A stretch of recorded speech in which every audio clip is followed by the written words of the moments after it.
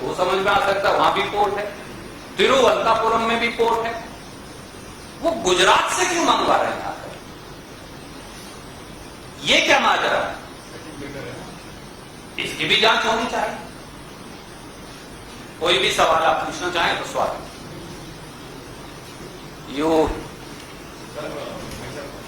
Can I, one second, you want me to say it in English? I think you can ask a question and I'll be happy to answer it. Is it okay?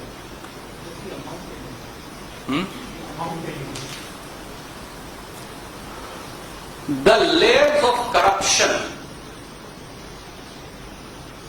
the unpardonable conspiracy of pushing India's youth into a cycle of drugs, the loss of crores of jobs,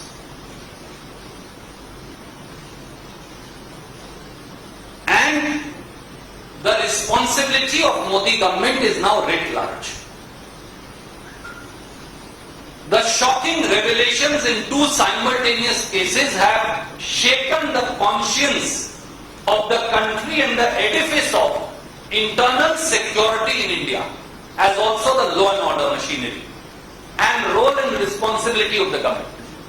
Firstly, who and why did Amazon company allegedly gave bribes worth 8,546 crore rupees to? It has now come out that e-commerce company Amazon had spent 8,546 crore rupees in legal fees over last 2 years.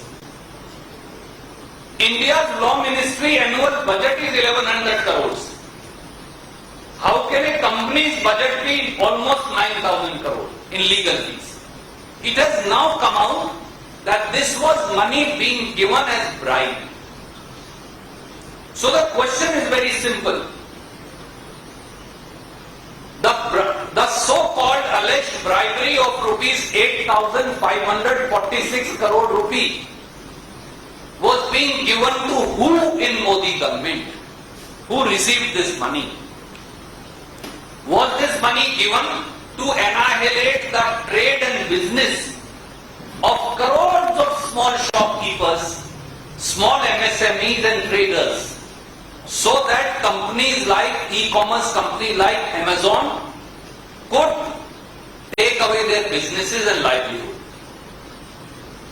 6 companies of Amazon have paid this 8,546 crore rupees of alleged bribes. What is their interrelationship? Who did they trade with? What is their business relationship with many other companies? And how and why was this bribe being given? Will Prime Minister of India raise and demand from his US counterpart that criminal action be initiated in United States for alleged bribery against Amazon? Will Prime Minister of India answer that is this not a serious breach of national security? And considering that government has totally failed, should this matter not be investigated by a sitting judge of the Supreme Court of India? And the second scandal is even more scathing. It is not India's but the world's biggest drug haul appears to have happened right here in our country. 25,000 kgs of heroin drugs worth 1,75,000 crores have been thrown allegedly into the Indian market to tarnish the future of India's youth. We also as to how 3,000 kgs of heroin valued at 21,000 crore was bought from Adani Mudra Port in Gujarat. But the same company, citing the same product, has has imported 25 tons or 25,000 kgs of the same type of drugs in June 2021 from Adani Mudra Port, Gujarat. The value of these drugs is 1,75,000 crore. The biggest ever in the history of the world, perhaps.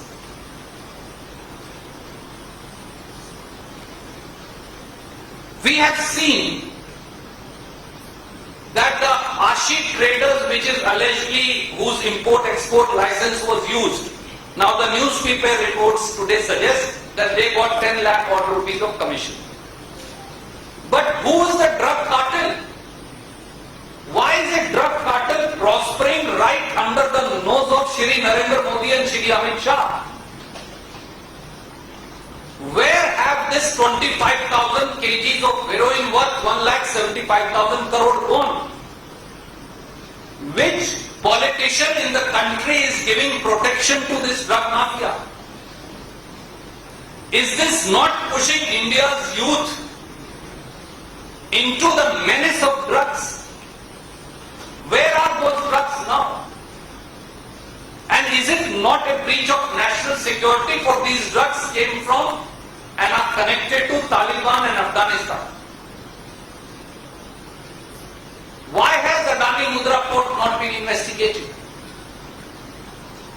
And considering that Narcotics Control Bureau, DRI, ED, CBI, IB, Home Ministry, everybody was sleeping.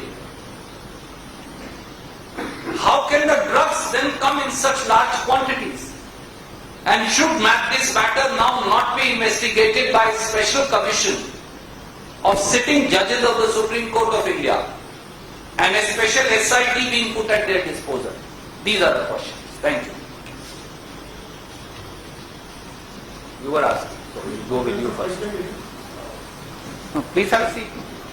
Myself, faculty woman, and please ask your question. Oh, no, this is a press conference. Yeah. Let my friends from the media ask. Thank you. We'll give you an opportunity. आप लोग approach करेंगे किसी agency को या जैसे आप बात करें सुप्रीम कोर्ट की निगरानी में, तो क्या कांग्रेस पार्टी चूंकि बहुत गंभीर मामला है, खासतौर पे हीरोइन का जो मामला सामने आया है, तो क्या आप लोग अप्रोच करेंगे किसी एजेंसी को या सुप्रीम कोर्ट को? आदरणीय मित्र, ये दोनों मामले बहुत गंभीर हैं। एक विदेशी ई-कॉमर्स कंपनी तथाकथित तौर से 8,546 करोड़ की रिश्वत भारत सरकार को दे गई। स्वाभाविक तौर से ये आपको तो या मुझे तो नहीं दी गई, या किसी क्लर्क या चपरासी को भी नहीं दी गई। 9,000 करोड़ रुपया तो जो दिल्ली में सबसे ऊंचे ओहदे पर बैठे लोग हैं उन्होंने दिया होगा, और 1,75,000 करोड़ के ड्रग्स आ जाए एक प्राइवेट पोर्ट से, अडानी मुद्रा पोर्ट गुजरात से, तो सरकार कहां है? ऐसा लगता है यहां तो बाढ़ ही खेत को खा रही है, और बिल्ली दूध की रखवाली नहीं, बिल्ली ने तो दूध पी लिया। तो न्याय कौन करेगा? और माफ कीजिए, कांग्रेस बनाम भाजपा नहीं, ये इस देश के युवाओं के भविष्य का सवाल है, इस देश के करोड़ों दुकानदारों के धंधे का सवाल है। अगर वो सब चौपट हो जाएगा तो फिर देश कैसे बचेगा? और अगर रक्षक भक्षक बन जाएंगे, देश चलाने वालों की नाक के नीचे या कहीं ना कहीं प्रत्यक्ष या परोक्ष संरक्षण में ऐसी ताकतें जो भारत विरोधी हैं वो फलती फूलती रहेंगी, तो क्या सत्ता में बैठे सत्ताधीश देशद्रोह के आरोपी नहीं? सवाल ये है। आप लोग अप्रोच करेंगे सर, सवाल ये है कि कांग्रेस की तरफ से एजेंसीज को या सुप्रीम कोर्ट को अप्रोच किया जाएगा दोनों मामलों की? मित्र, एजेंसियां जब सोई पड़ी और उनकी नाक के नीचे ये सब हो रहा है, एंटी करप्शन ब्यूरो क्या कर रहा था जब 8,600 करोड़ रुपए की तथाकथित रिश्वत दी जा रही थी? आईबी और सीआईडी, ईडी, डीआरआई वो क्या कर रहे थे जब ये सारी रिश्वत दी जा रही थी? 1,75,000 करोड़ की हीरोइन देश में आ रही थी, 25,000 किलो सेमीकट टेलीकॉम पाउडर के नाम पर, तो आपने 3000 किलो पकड़ के तो वाहवाही कर दी, पर ये नहीं बताया इसी कंपनी ने 1 महीना पहले कि भैया 25,000 किलो मंगवा ली और देश में फेंक डाली है, और देश के युवा को जहर की खेती में धकेला जा रहा है। तो इसलिए अब प्रधानमंत्री को जवाब देना चाहिए सबसे पहले, अगला कदम उसके बाद होगा। मैं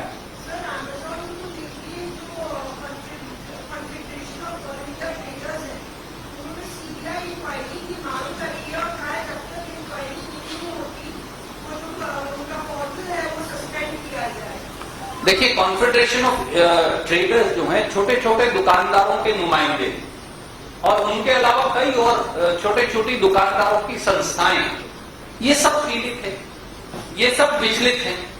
पर मैं उन मित्रों को भी ये कहूंगा, खंडेलवाल जी जो उनके अध्यक्ष हैं, कई बार वो भारतीय जनता पार्टी के भी मित्रता बरतते रहे, मैं उन्हें भी विनम्र अनुरोध करूंगा। अब तो इन्होंने आपके धंधे पर आक्रमण कर दिया, अब तो आपकी रोजी रोटी पर हमला बोल दिया है। और सीबीआई इंक्वायरी कैसे करेगी जब सीबीआई को मालिकों के खिलाफ इंक्वायरी करनी? सीबीआई अपराधियों के खिलाफ तो इंक्वायरी कर सकती है, पर सीबीआई अपने मालिकों के खिलाफ इंक्वायरी कैसे करेगी? क्योंकि रिश्वत का पैसा अपराधियों ने नहीं लिया, रिश्वत का पैसा तो सरकार में बैठे लोगों ने लिया।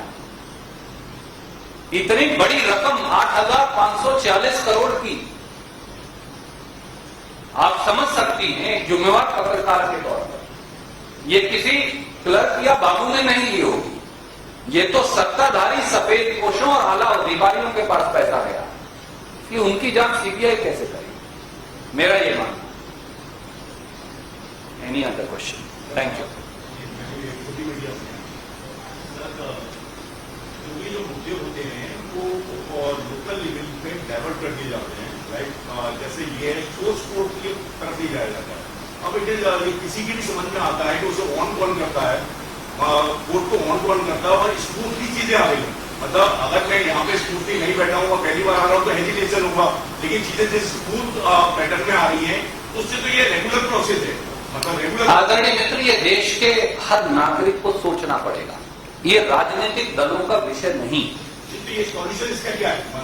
स्वतः संज्ञान में सुप्रीम कोर्ट को लेना चाहिए, सेम उसके एफिनिटी टेस्ट पेपर। मैंने एक और आदरणीय मित्र ने एबीपी से यही सवाल पूछा था और मैंने पहले भी जवाब दिया है। सबसे पहले प्रधानमंत्री को इन दोनों मुद्दों पर आकर वक्तव्य देना चाहिए, पूरी क्लैरिफिकेशन तथ्य देश के समक्ष रखने चाहिए, क्योंकि ये मुद्दा देश की सुरक्षा से जुड़ा है। जो व्यक्ति इन दोनों मुद्दों से जुड़ा है वो देशद्रोह का दोषी है, और इसीलिए जवाब प्रधानमंत्री को देश को देना होगा। I will come to you. They have to give opportunity to others.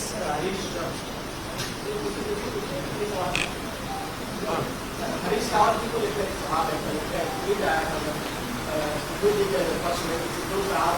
गए थे मिलने के लिए पाकिस्तान, आज मुझे उन्होंने डबल स्टैंडर्ड बताया कि प्रधानमंत्री भी मोदी भी जाकर मिले थे वहाँ उस समय के प्रधानमंत्री ने, तो वो दोस्ती नहीं जाती, उसको अच्छा कहा जाता है। और सिद्धू अगर जाकर मिलते हैं अपने भाइयों से, कहा बोला पंजाबी प्रधान ने बोला भाई से मिलते हैं, आदमी से मिलते हैं, तो उसको कैसे? आदरणीय मित्र, जानबूझकर मीडिया के कुछ साथी सरकार के दबाव में इस मामले को तोड़ मरोड़ रहे हैं। आप मुझे बताइए, उनकी भावना समझिए। उन्होंने उदाहरण देकर यह कहा था कि अगर अमित शाह जी और मोदी जी बदमाश आईएसआई को जो देश में उग्रवाद फैलाता है उसे मेहमान, डिप्लोमेसी और बाकी सब गलत। अगर मोदी जी साड़ी शाल डिप्लोमेसी करें तो वो तो ठीक और बाकी सब गलत। मोदी जी की मौजूदगी में उनके अलाइज जम्मू कश्मीर में शांति प्रिय चुनाव का धन्यवाद करें पाकिस्तान को, बजाय हिंदुस्तान की सेना को और जम्मू कश्मीर के नागरिकों को, तो वो तो ठीक और बाकी सब गलत।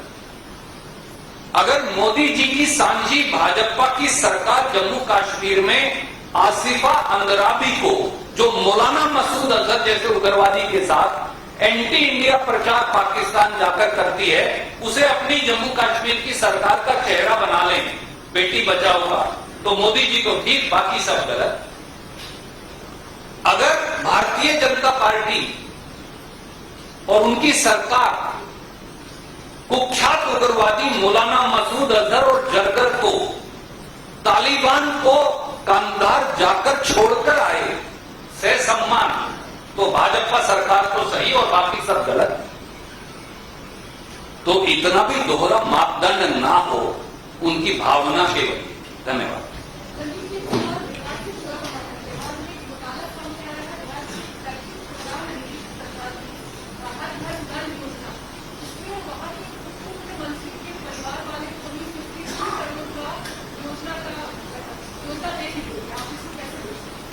आदरणीय मित्र, भाजपा की कोई सरकार उठाकर देख लीजिए, रिश्वत की परतें खुलती जाएंगी।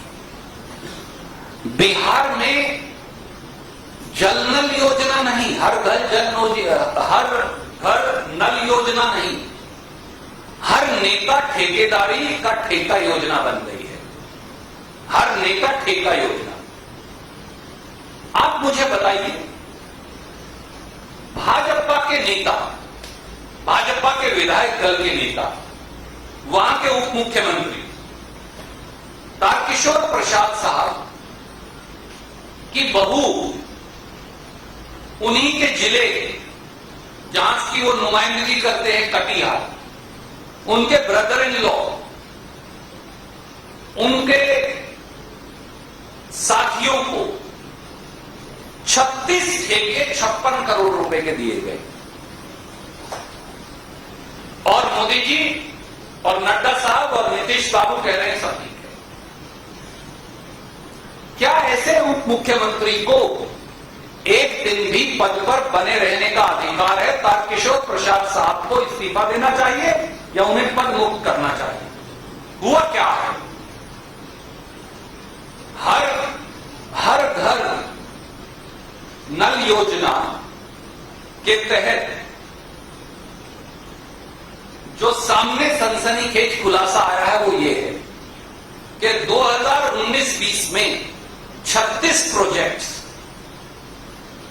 वो 9 पंचायतों में कटिहार जिले की पूजा कुमारी, जो उनकी पुत्र वधू हैं उप मुख्यमंत्री की, और जिनका पता और उप मुख्यमंत्री का पता एक है, उनका दोनों का पता है जेबी निकेतन, गेराबाड़ी रोड, मिर्चियावाड़ी चौक, कटिहार। उप मुख्यमंत्री का भी वही पता है, पुत्र वधू का भी वही पता है। उनको ये सारे ठेके दे दिए गए। इनकी कंपनी है एक और, Deep Kiran infrastructure private limited, जिसमें उनके brother in law Pradeep Kumar Bhagat और उनकी पत्नी किरण भगत जो हैं डायरेक्टर हैं, मालिक हैं, उनको ठेके दे दिए गए। एक और उनकी कंपनी है जीवनश्री इंफ्रास्ट्रक्चर प्राइवेट लिमिटेड, जिसमें तारकिशोर प्रसाद जी के सहयोगी प्रशांत चंद्र जायसवाल, ललित किशोर प्रसाद और संतोष कुमार डायरेक्टर हैं, उन्हें भी ठेके दे दिए गए। और कमाल की बात देखिए, भारतीय जनता पार्टी कह रही है कि ये सब ठीक है, वो कह रहे हैं कि दुरुस्त है, सही है।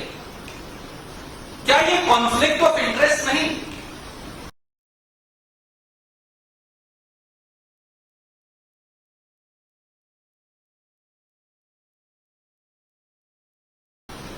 क्या इसके बाद उप मुख्यमंत्री को एक सेकंड भी अपने पद पर बने रहने का अधिकार है? क्या तारकिशोर प्रसाद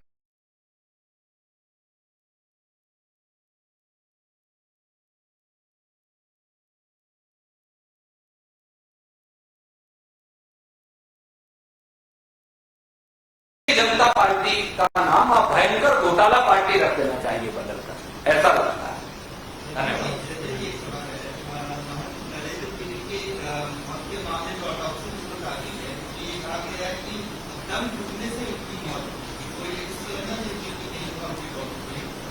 क्या आपको लगता है लगता है कि जैसे पिछला जो कहा गया है कि पूरे मामले की जांच होनी चाहिए, साजिश है, ये हत्या है, आत्महत्या है? आदरणीय मित्र, अखाड़ा परिषद सबसे सम्मानित हमारे हिंदू धर्म के संतों महंतों की संस्था है। 14 अलग अलग अखाड़े इस अखाड़ा परिषद के तत्वाधान में आते हैं। महंत नरेंद्र गिरी जी, उनका अपना एक विशेष स्थान और सम्मान रहा है। जिस तरह से रहस्यमय परिस्थिति में महंत जी की मृत्यु हुई, ये अपने आप में इसमें से एक षड्यंत्र की बू आती है। ये मैं नहीं कह रहा, मैं धर्मदास जिनका सब सम्मान करते हैं, उन्होंने आज सुबह ये कहा कि ये आत्महत्या नहीं, हत्या है। ये मैं नहीं कह रहा, वेदांती जी जो भारतीय जनता पार्टी के भी सांसद रहे, उन्होंने ये कहा कि ये आत्महत्या नहीं, हत्या है। क्या भारतीय जनता पार्टी की सरकार और एक ऐसा व्यक्ति जो भगवा पहनने का ढोंग रखता है, आदित्यनाथ, उनके चलते उत्तर प्रदेश के सारे संत और महंत, हमारे सम्मानित साधु अपने आप को असुरक्षित महसूस नहीं कर रहे? क्या ये हत्या है या आत्महत्या, इस षड्यंत्र की जांच नहीं होनी चाहिए? क्या वो सुइसाइड नोट जिसमें कई जगह लिखा और मिटाया गया है और उसमें कई तथ्य चौंकाने वाले और सनसनीखेज हैं, ये पूरा मामला पर्दा डाल देना चाहिए जैसे आदित्यनाथ जी कर रहे हैं, या इसकी जांच होनी चाहिए? और क्या मुख्यमंत्री आदित्यनाथ जी बताएंगे कि महंत जी ने आदित्यनाथ सरकार से और अखाड़े परिषद की ओर से कोई पत्राचार किया था? क्या किसी ने महंत जी की गाड़ी को टक्कर मारकर उन्हें शारीरिक तौर से नुकसान पहुंचाने का प्रयास किया था? क्या ये सारे तथ्य एक आदरणीय महंत और संत की मृत्यु को संदेह के घेरे में नहीं ला देती? और भारतीय जनता पार्टी की सरकार इस पूरे मामले पर पर्दा डालने के लिए विचलित क्यों है? अगर भगवा पहनने वाले